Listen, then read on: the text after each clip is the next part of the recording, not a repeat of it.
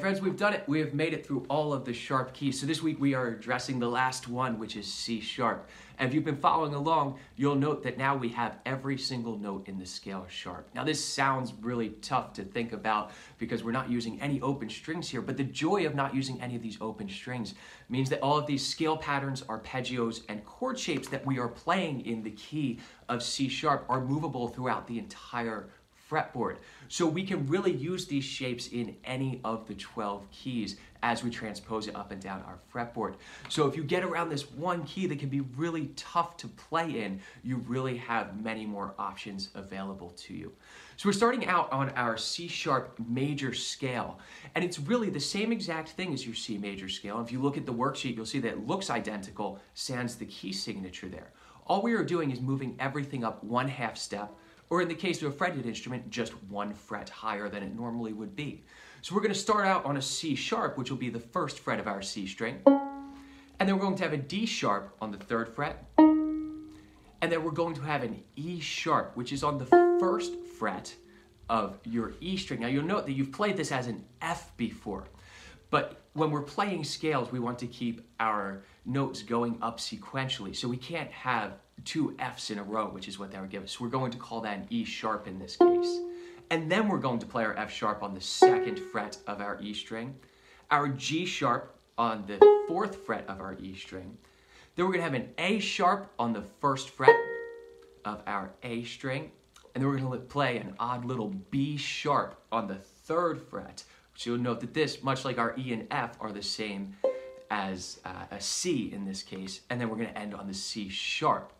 So if you think about a piano keyboard, those places where we have, say, the E sharp and the B sharp are the places where we don't really have a black key in the middle. So it's becoming what's called an enharmonic equivalent, or it's the same note, but we call it by a different name because it makes more sense to conceptualize it in music theory terms that we're staying in one key.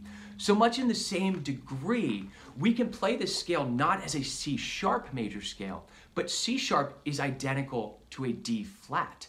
So we can think about this scale in flats instead of sharps as well, which can make it a little bit easier. So instead of calling this a C sharp that we're starting on, this is a D flat now. Same exact note, different name, enharmonic equivalent. As we go up, that 3rd fret, instead of being a D sharp, is now an E flat. And then in this case, we have E flat, right? So we can go and call this an F now instead of an E sharp. And then we're gonna go up and this will be a G flat now. And then we're going to put our pinky down, and instead of being a G sharp, we'll now call this an A flat. And then we're up to a B flat on our 1st fret. And then we can call it a C this time around, and up to a D flat. So it's the same exact scale by a different name, and it depends how you want to think about it in the context that you're thinking of it in. Now, likewise, the chords that we're doing in this key can be thought of in 2 different ways in the key of C sharp, or a D flat, although they are exactly the same notes and intervals that we are using. But also we can think about this if you're used to the C major chords that we did in the first part of this 12-week series. We're just going to take the same exact chord shapes and use a bar behind them or push them up 1 fret.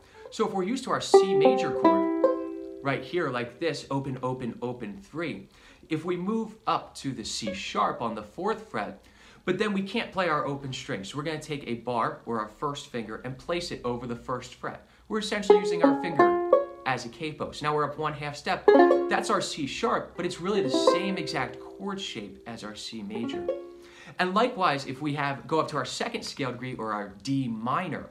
Now I want you to voice this just a little bit differently. When we go to a D minor, you're going to use your ring finger on the 2nd fret of the G string, your pinky right next to it on the 2nd fret of the C, and then your middle finger on the 1st fret of the E string on that F, and then open A. That would be our D minor chord. So to make this a D sharp minor chord, all that we have to do is take our fingers, slide it up 1 fret, and place this bar back down. So now we have D sharp minor, and this can be moved all over the fingerboard. As we get up, we can just keep moving this all the way up. And this goes with all the chord shapes in this key. So if you look at the worksheet down below, I have all of these spelled out in both C sharp and D flat, as well as a simple version of Merrily We Roll Along, which is what we did in the C major lesson, so that you can see how it correlates to what we did in C major by just transposing everything up one half step. Next week, we're moving on to the flat keys, and I'll see y'all over there.